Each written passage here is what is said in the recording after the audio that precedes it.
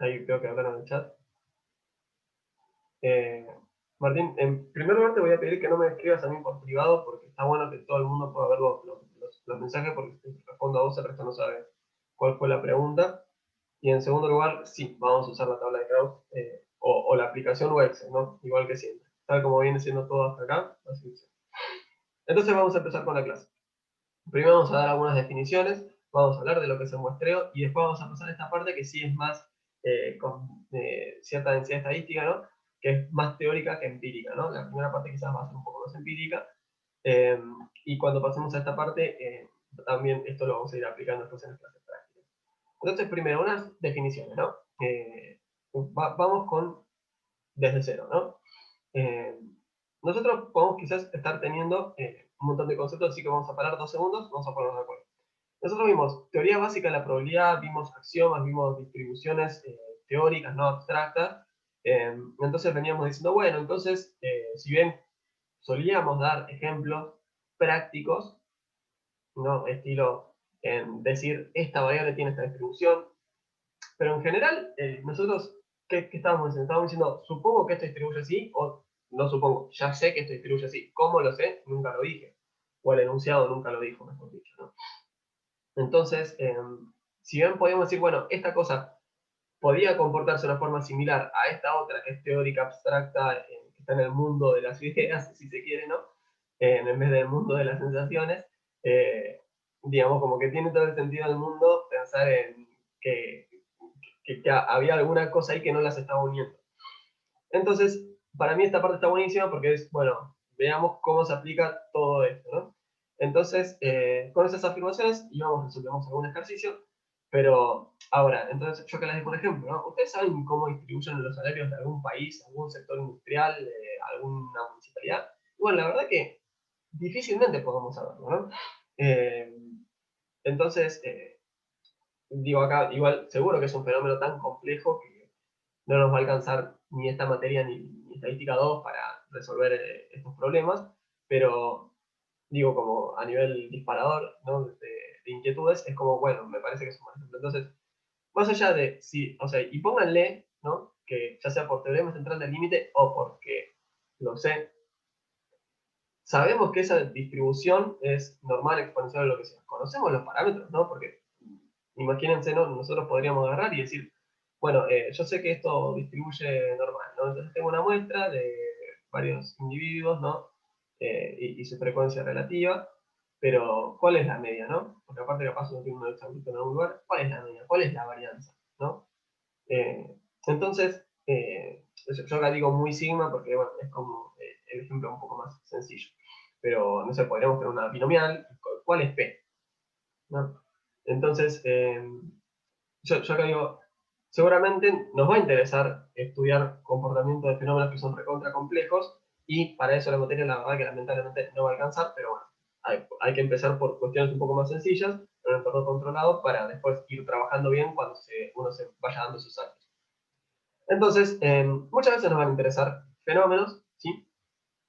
Que no les vamos a conocer la distribución o los parámetros. Ahora, podría ser que nos interese, yo acá doy un ejemplo, ¿no? Nos interesa la cantidad de gente empleada, ¿no? A encontrar. Entonces, bueno, está en una binomial, pero no conocemos P. Entonces, nosotros deberíamos conocer la proporción de empleados en el total de personas. El problema es, ¿conocemos ese dato? ¿Sabemos? Total de población argentina, total de gente empleada, total de gente que no tiene empleo. Bueno, sí, conocemos la que tiene empleo, conocemos la que no tiene empleo, pero digo, ¿conocemos ese dato? Entonces, en realidad, lo que va a suceder es que en general eh, no vamos a encontrar instituciones que nos excedan, ¿sí? Eh, por ejemplo, yo acá les digo, conocer el nivel de empleo de un país, el nivel de informalidad, de pobreza, etc. ¿Podríamos ir y tocarle la puerta a todas las personas? Encima yo acá les canto el truco. ¿Tenemos garantía que esas personas no van a responder con la verdad? Yo a vos te pregunto, eso es informal. Y vos desconfías de mí, de que no soy un agente de la FIP, ¿no? Algo, no sé. Y vos capaz que te hiciste la película y no me vas a querer contestar la verdad. Entonces, para empezar, tendríamos que preguntarle a millones de personas. En segundo lugar, también tenemos riesgos adicionales, ¿no? Pero ya con solo pensar en la cantidad de personas, ya encontramos la limitación. Entonces, en Argentina, ¿qué tenemos? Tenemos algo que se llama la EPH, ¿no? Que releva una porción de la población, y de ahí salen nuestras estadísticas de la pobreza. En otras palabras, la pobreza, las estadísticas que tenemos nosotros, salen de una muestra reducida. Cuando nosotros decimos la pobreza es tanto por ciento, no es que miramos el total de los argentinos y las argentinas, y los argentines si quieren, y agarramos y decimos, bueno, ¿cuántas son pobres? ¿Cuánto es el total? No, o sea, sale de una muestra reducida. Y atrás de eso, o sea, todo lo que es el muestreo, hay un montón de trabajo. Pero en definitiva, a partir de esa muestra, nosotros podemos hacer lo que se llama inferencia, ¿no? Recuerden, ¿qué era la inferencia, no? Era cuando nosotros agarramos y llegamos a ciertas conclusiones a partir de la muestra, ¿no? En nuestro contexto de la materia nos vamos a referir a eso. Entonces, primero vamos a dar algunas definiciones que son claves, ¿no? Conceptuales. Es esto. Primero, la población. La población es un conjunto que puede ser finito o infinito, ¿sí? De elementos, que estos elementos pueden ser individuos, pueden ser empresas, pueden ser objetos que están fallados o que no están fallados, como en el ejemplo anterior, ¿no? Puede ser lo que a ustedes se les ocurra, puede ser, no sé, poblaciones en realidad, ¿no? Puede haber distintas unidades, escuelas. Entonces, estos individuos naturalmente van a estar unidos por alguna característica en común, ¿no? Por ejemplo, son dos personas, bueno, son dos personas. Y ahora, de esa población, nosotros lo que podemos hacer es extraer una muestra, ¿no? La muestra va a ser un subconjunto de la población. En otras palabras, si esta es mi población, yo capaz que agarré a algunas personas de esa población, ¿sí? Y esas son las que observo. Al tamaño de la población, en general van a ver que se le llama N, ¿sí? El número total de elementos de esa población es N grande, mayúscula, y al de la muestra en general se lo define como N chiquita, ¿no? Pues yo que les digo, naturalmente, sí, esto es obvio, pero no estamos de decirlo, el tamaño de la muestra va a ser siempre menor o igual al de la población total, no podría tomar una muestra que exceda al total. Entonces, un indicador que se suele utilizar es la fracción de muestreo, ¿no? Para esto en particular tendríamos que conocer cuál es el total de la población, si es que la población no es infinita, no encima, eh, que en definitiva es el cociente, ¿no? Agarrar y ver de todo el total, ¿no? ¿Qué me representa este coeficiente? Del total de la población, ¿cuánto observé yo? ¿Cuánto tomé adentro del muestra? Entonces, bueno, acá doy una definición un poquito más interesante de lo que es la inferencia, ¿no? O sea, es un proceso racional. Entonces, nosotros partimos de algunas premisas y llegamos a una conclusión o a una inducción. En nuestro caso particular, nos vamos a centrar en el segundo elemento. La idea es que cuando uno hace inducción, obtiene a partir de premisas particulares, o sea, algunos individuos de la población, conclusiones universales, es decir, sobre la población. Entonces, nosotros en general no vamos a conocer la población total, toda la población.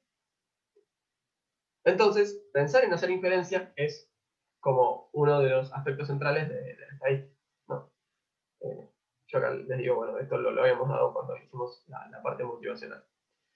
Entonces, ¿cuál va a ser nuestro objetivo? Vamos a intentar hacer afirmaciones, ¿sí? Con cierto margen de error, y yo acá debería haberlo puesto quizás en negrita, acotado, ¿sí? Probablemente conocido, o frecuentemente conocido, a partir de la muestra, ¿no? Con la muestra, y yo sé que estoy dando un montón de información, no se preocupen, y estoy avanzando rápido porque sé, en primer lugar, que les quedan las slides y lo pueden leer de ahí, y aparte por cómo lo voy a ir hilvanando con el resto del curso, ¿no? Cuando vayamos a las cosas que, que a ustedes los van a desafiar un poco más, voy a tener un poco más de detenimiento.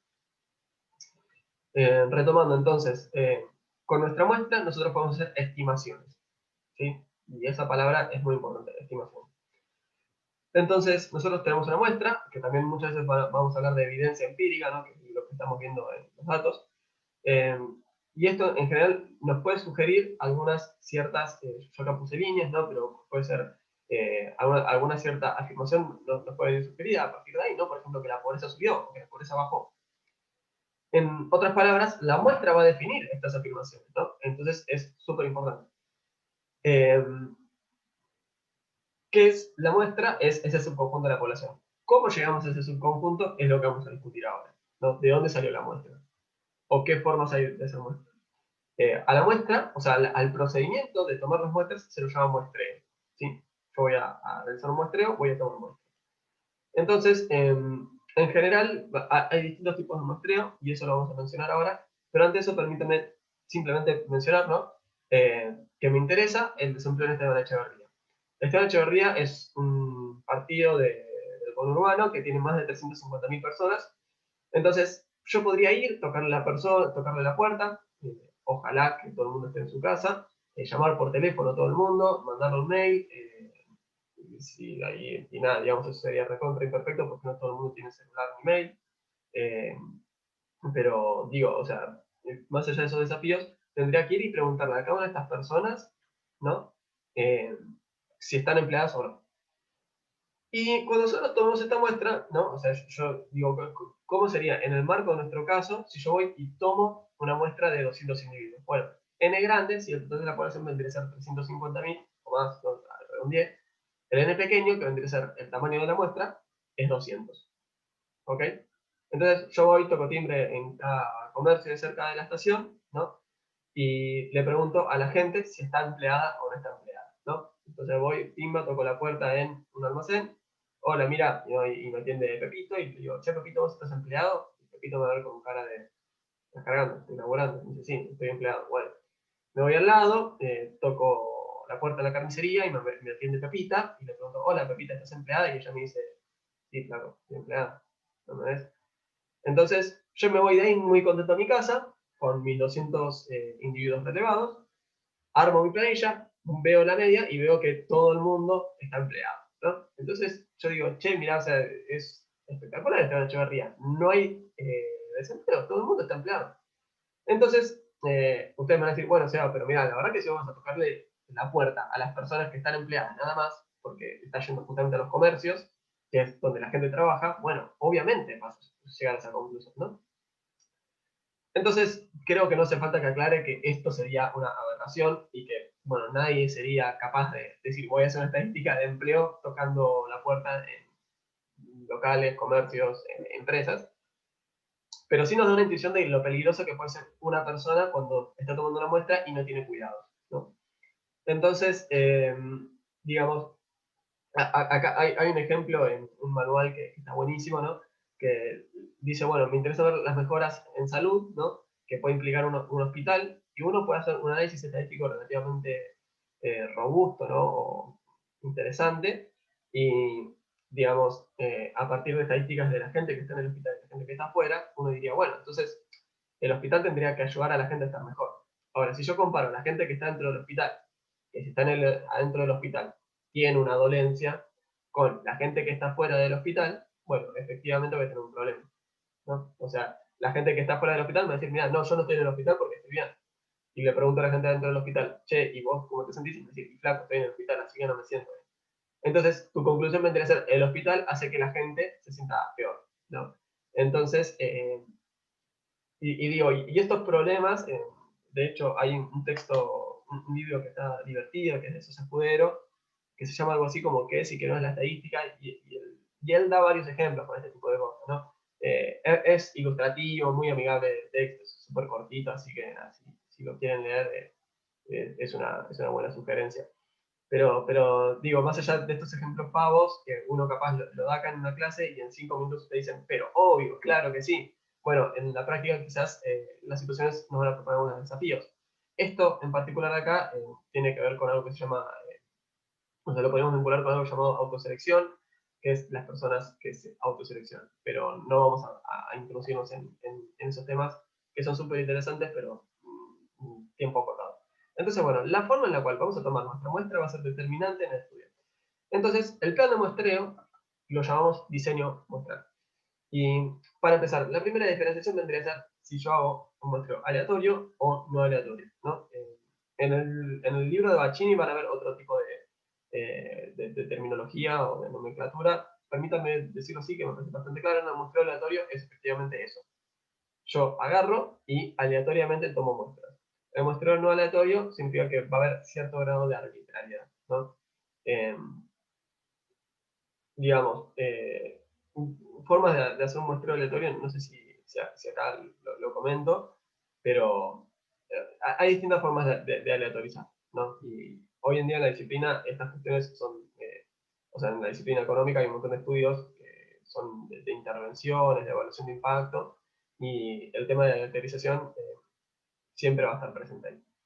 Entonces,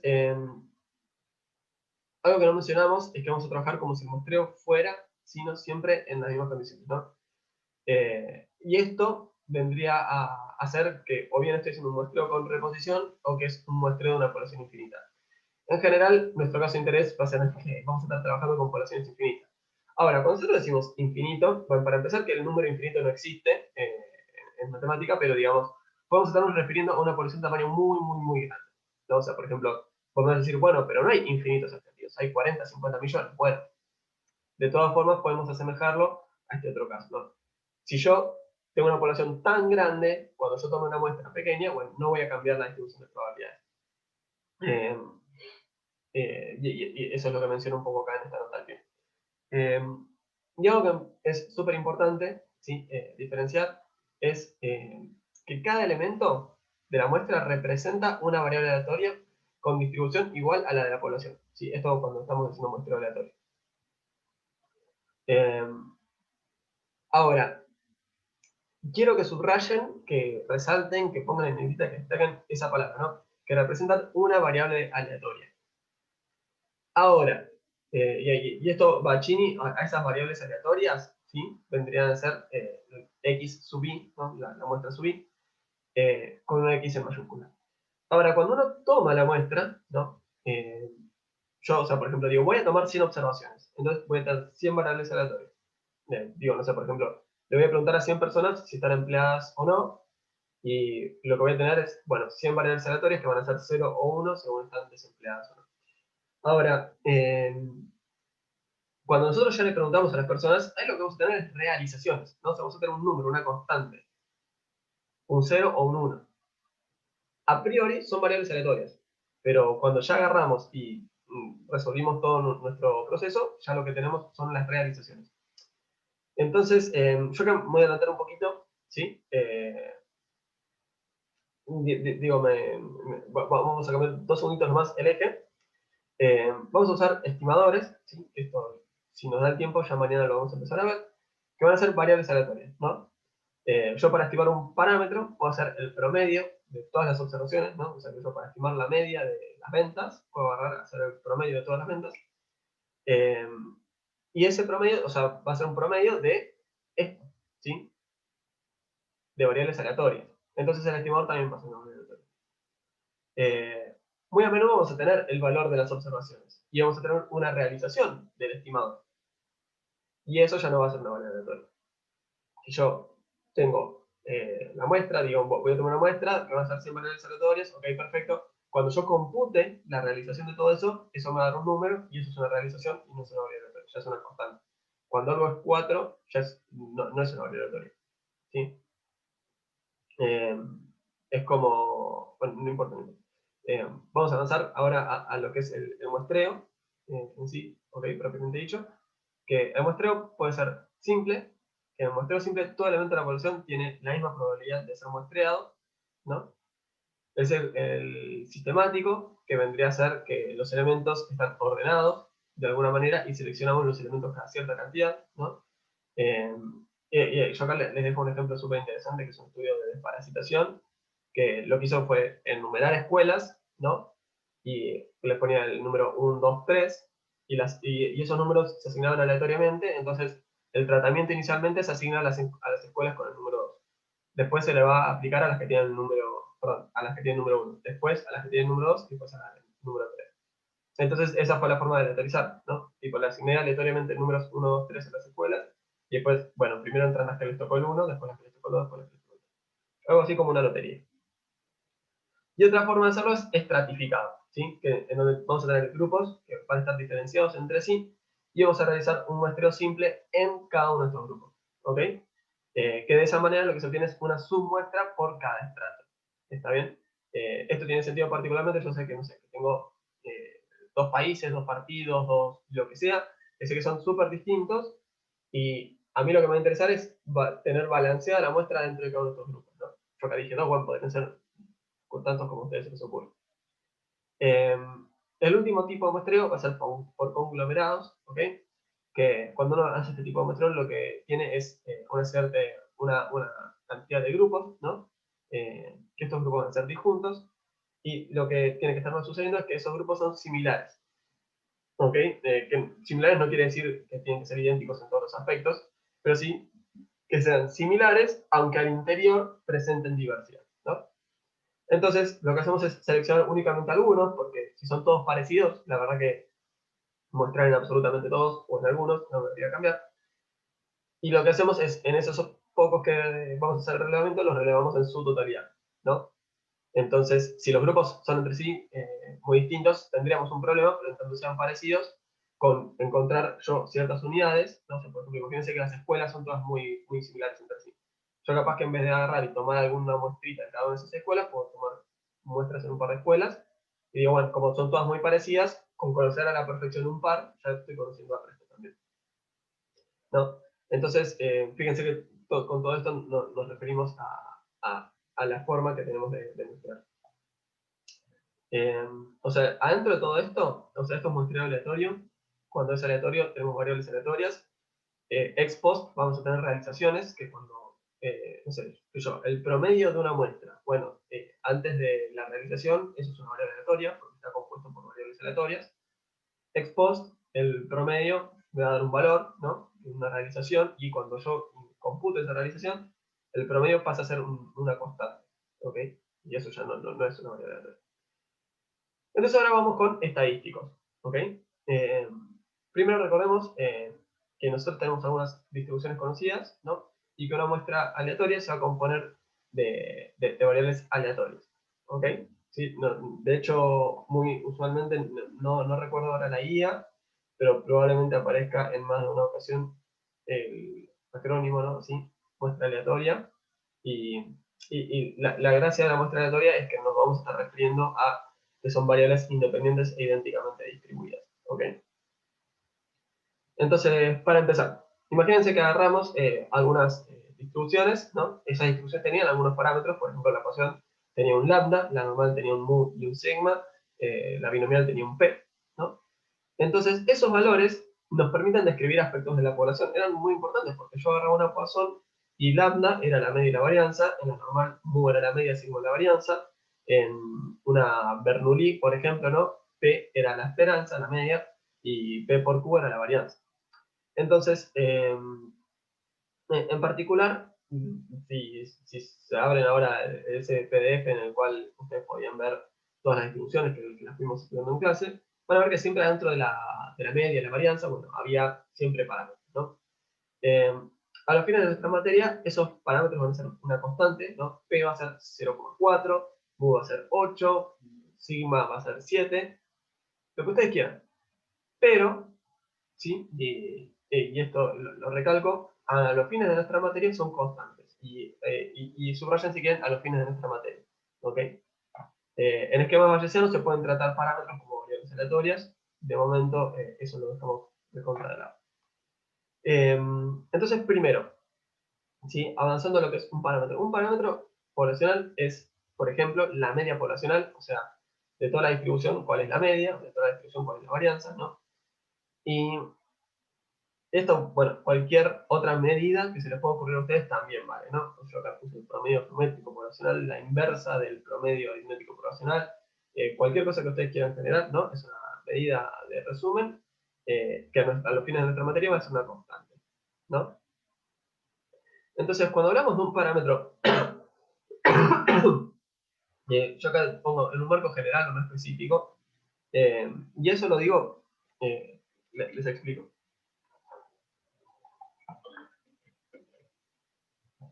Con un marco general me refiero a, para no encauzarnos en hablar de mu, de este parámetro en particular, vamos a usar tita. ¿No? Tita es esta letra griega de acá que parece un cero tachado, eso es tita. Tita en minúscula, de hecho.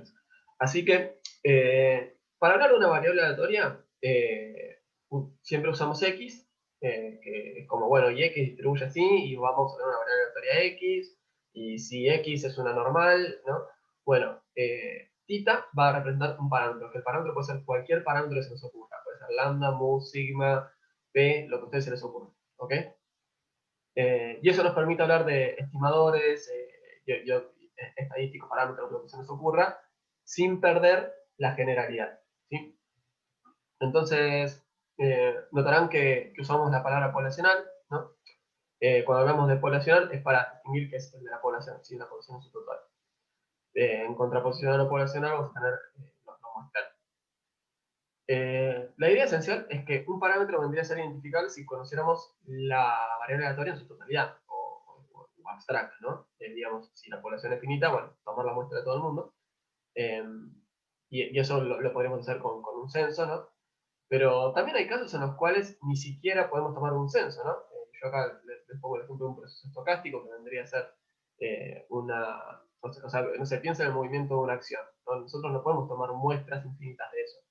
Porque, digo, eso es un proceso estocástico que se está moviendo, yo observo justo una ventana temporal y no lo conozco, en realidad no hay forma de muestrear, de ver lo que va a pasar después, por ejemplo, ¿no?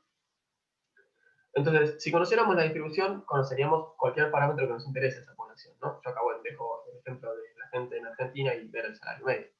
Eh, y así como podemos encontrar un parámetro, podemos encontrar cualquier otra cosa, ¿no? Yo acá le dejo un ejemplo, ¿no? Saber la proporción de personas que son hinchas de ferro dentro de esa población y lo podría ver, ¿no? Probablemente esté cerca de uno, se va. Ahora, ya debatimos que, bueno, que usualmente no vamos a poder conocer a toda la población. Pero sí podemos tomar una muestra, ¿no? Y entonces ahora vamos a hablar de los estimadores. ¿No? Un estimador es un estadígrafo, ¿sí? Es una función, o sea, un estadígrafo en realidad es una función escalar de una serie de variables muestrales. Listo. O sea, cualquier cosa que yo quiera, yo agarro muestras y a eso le aplico una función de algo que se llama estadígrafo. Ahora, cuando nosotros decimos un estimador va a ser algo que me estima un parámetro, ¿no? Acá tita, que tita, ya dijimos puede ser cualquier parámetro que nos interese. Entonces, un estimador de un parámetro en particular es un estadígrafo que proporciona información acerca de ese parámetro, ¿no? La calidad de esa información la vamos a estudiar. A los estimadores, la forma de, o sea, que nosotros vamos a utilizar es con un sombrero, ¿no? Un acento circunflexo, este piquito que tenemos arriba de tita, ¿no? Entonces, fíjense que tita sombrero va a ser el estimador de tita, ¿no? Y podemos notar también que los estimadores, al ser funciones de una muestra aleatoria, ¿no? Lo que estamos diciendo es una función acerca de una serie de variables de una muestra, ¿no? Entonces, los estimadores van a ser también variables aleatorias. Y esos estimadores, una vez que hayamos tomado la muestra, nos van a dar una realización. O sea, ese tita sombrero, cuando se le compute todas las observaciones, puede tener una realización del estimador, puede tener una realización de tita sombrero, ¿no? Entonces, a partir de los estimadores se pueden hacer un montonazo de cosas, y está buenísimo esto, ¿no? O sea, podemos obtener estimaciones puntuales o intervalicas en particular. Eh, por ejemplo, que nosotros hagamos una estimación puntual para la media, ¿no? Y eso puede ser el valor 70, o podemos hacerlo en forma de intervalo, ¿no? Que está entre 65 y 75. Esto digo por decir un ejemplo. Esto de los intervalos lo vamos a ver más adelante. Entonces, bajando un poquito a tierra, ¿no? Yo todavía no les dije dónde serían estos estimadores, ¿no? Estamos muy en el abstracto todavía. Eh, y, digamos, decir que es una función, bueno, ya al principio no sabemos si es bueno o no es bueno, ¿no? Entonces, hagamos una pequeña ilustración de lo que vimos acá. Imagínense que nosotros tenemos los salarios de una región, ¿no? Y esos decimos que distribuyen con esta media, ¿no? Entonces, si hacemos el censo, podríamos conocer mu, pero no disponemos de esa posibilidad, entonces lo que vamos a hacer es estimar ese parámetro mu, ¿no? Que es la media de los salarios que yo no la conozco. Y suena razonable pensar que si mu es equivalente al promedio de toda la población, bueno, que lo estimemos con el promedio muestral, ¿no? Sé que es una propuesta que todavía no dije ni dónde sale ni nada, pero digo, veamos que es razonable lo que hay atrás de todo esto. Eh, van a ver que hay muchas formas de demostrar que esto es un buen estimador. Entonces, si tomamos una muestra de n elementos, si n chiquito, recuerden que era el tamaño de la muestra, vamos a tener un estimador, ¿no? Que es un sombrero, que es una variable aleatoria porque es una función de la muestra, ¿no? Yo al promedio muestral lo defino como la sumatoria de todas las observaciones sobre el total de la muestra. Y esto también lo vamos a simbolizar frecuentemente de esta forma, con X raya. ¿Ok? X raya es el promedio muestral. Como estamos estimando la media, yo acá escribí, bueno, un sombrero. Y es equivalente, está bien, no hay problema. Bueno, si la muestra fue de tamaño 3, los salarios fueron 10, 15 y 20, la estimación puntual es 15. No, porque hago 10 más 15 más 20, 10 más 15, 25, más...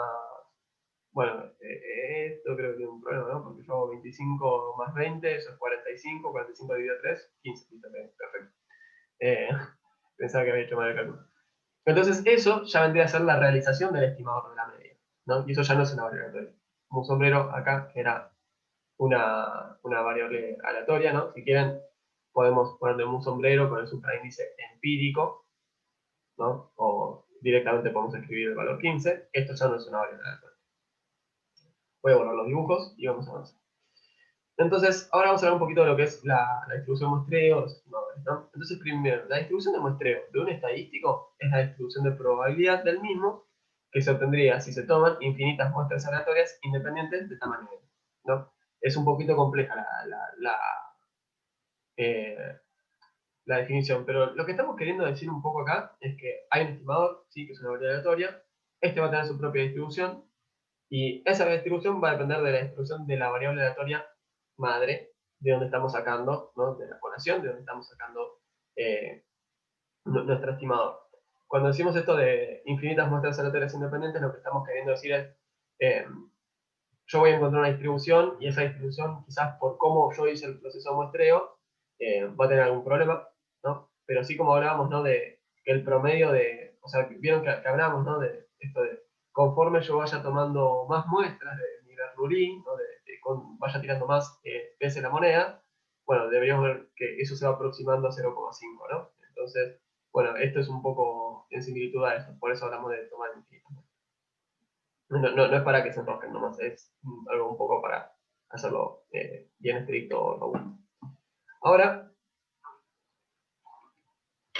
vamos a ver algunos estimadores importantes, ¿no? Entonces, esto lo que estamos queriendo decir es, tengo una pregunta, que es cómo para estimar algo, y la respuesta, que sería, bueno, hacer el promedio de la muestra, hacer el promedio muestral. Entonces, ¿cómo distribuye? Es la segunda pregunta que también tenemos que decir, ¿no? Entonces, bueno, según la variable aleatoria poblacional, o quizás podemos aplicar teoremas centrales del límite, podemos decir, bueno, esto es una normal con tal medio o tal varianza, ¿no? Vamos a usar estos contenidos para ver propiedades de los estimadores, ¿no? Si un estimador es bueno o es malo. Hay muchas formas de decir, bueno, yo podría hacer el promedio muestral, pero podría hacer el producto de todos y eso dividirlo por tal constante y después eso elevarlo a la... No sé, hay distintas formas. Y en algunos casos tenemos estimadores que tienen propiedades deseables y otros que no las van a satisfacer. Para empezar, para la media poblacional vamos a usar el estimador, como estimador la media muestral, ¿no? Que eso ya les dije que le podemos decir X raya. Si ustedes prefieren ponerle un sombrero, también vale, ¿no? Porque es el estimador de mu. Entonces, lo que podemos notar es que la esperanza de X raya es la suma de las... Es la esperanza de esto, ¿no? La esperanza de la sumatoria de X sobre N. Y nosotros, ¿qué sabíamos? Que nosotros a la esperanza la podíamos distribuir con respecto a la suma, ¿no? Entonces puedo hacer la suma de la esperanza de X sobre N. Y la constante, esa que está dividiendo, ya dijimos que la podemos sacar así nomás de la esperanza, ¿no? Entonces, ¿qué me va a quedar? Que la esperanza de X raya es igual a la suma de la esperanza de X sobre N. Si yo sumo N veces una constante, ¿no? Porque todas estas, dijimos, son independientes e idénticamente distribuidas, ¿no? Cada X sub I distribuye normal con media mu y desvío sigma, ¿no? Esto es una N.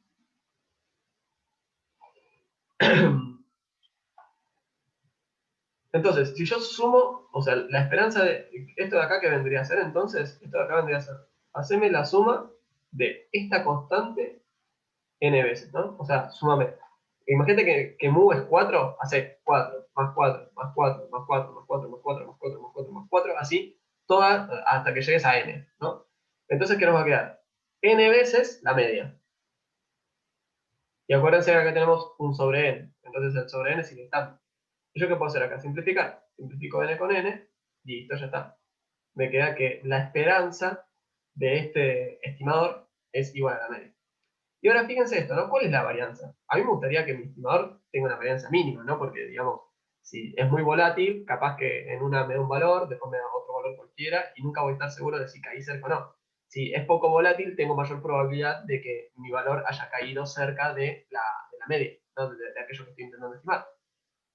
Entonces hacemos la suma de las varianzas, ¿no? Y recuerden que estas son independientes e idénticamente distribuidas, ¿no? Las muestras aleatorias son independientes, entonces por eso yo puedo hacer la suma de las varianzas como la varianza de la suma como la suma de las varianzas, ¿no?